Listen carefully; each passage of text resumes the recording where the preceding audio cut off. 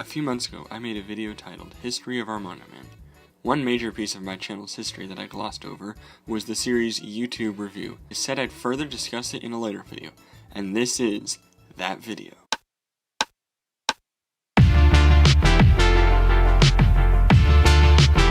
Originally, the concept stemmed from the earlier Arlo video, which was, and still is, the third most viewed video on my channel. I thought that videos like that would do well, but there were two major things I didn't implement in my YouTube review videos. One, the Arlo video took time to make. It was well thought out, it wasn't rushed. The video is 6 minutes long, it's concise, but not incomplete. Only 2 of my YouTube review videos were over 3 minutes. And 2, the Arlo video made a bold claim right in the title and had an interesting thumbnail. The YouTube review videos were much the same to each other. There's literally a clip used in almost every single one of them.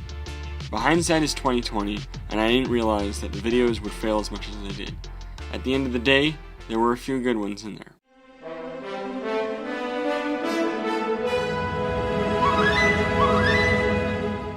The first YouTuber to pick was an interesting choice.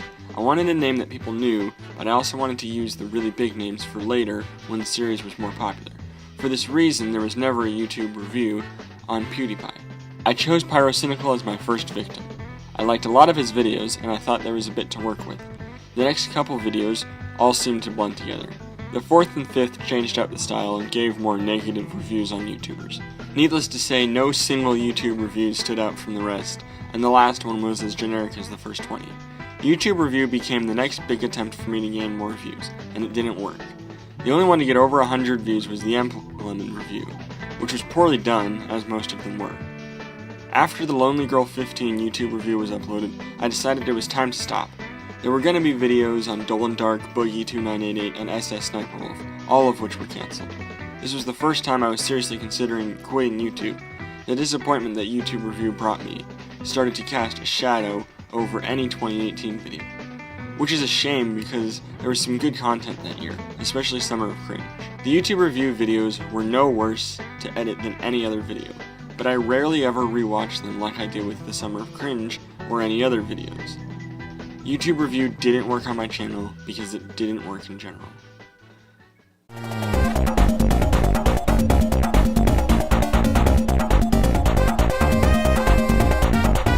Generally, my YouTube videos don't get any real hate. The vast majority of my comments are supportive in some way or another, or they're just my friends being barbaric. YouTube review was something very different and very concerning. The vast majority of comments indicated that people liked the series, but several of the videos received greater than normal dislikes. Videos of mine that receive less than a 40% rating typically have comments that explain why the rating is so low, but these ones didn't. In fact, most of the YouTube review videos received no comments or very few comments. Aside from the viewer support, or lack thereof, only 3 of the 21 YouTubers that I reviewed actually responded to my video. Those 3 were Chris Kogos, Sage, and Nathaniel Bandy. As much as I was excited to see bigger YouTubers comment on my videos, Nathaniel was the only one who told me how I could improve my videos. Everything he said was absolutely right. The core of how I assessed YouTubers was flawed. This comment also made me look back on the YouTube reviews, and I noticed that a lot of people weren't given fair assessments. I generally don't delete videos off of YouTube. If any of my videos are terrible, I want to keep them up as a reminder of what not to do next time. That being said, I did delete 3 YouTube reviews: Jake Paul, Logan Paul, and Rice Gum. These were deleted after I realized that their videos were essentially just 3 minutes of me saying "lol, you suck." If I was going to be critical of a YouTuber, I wanted it to be like the Jax Films video, where I actually brought up insightful points, and I was actually able to identify an overarching problem. The last issue I noticed was that the numbers I used were too often confused with actual percentages you get in school.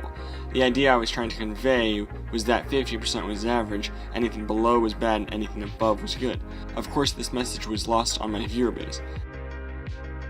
Now that I've discussed everything about YouTube review, I thought I'd go back through and reassess each YouTuber, this time on an A, B, C, D, F scale.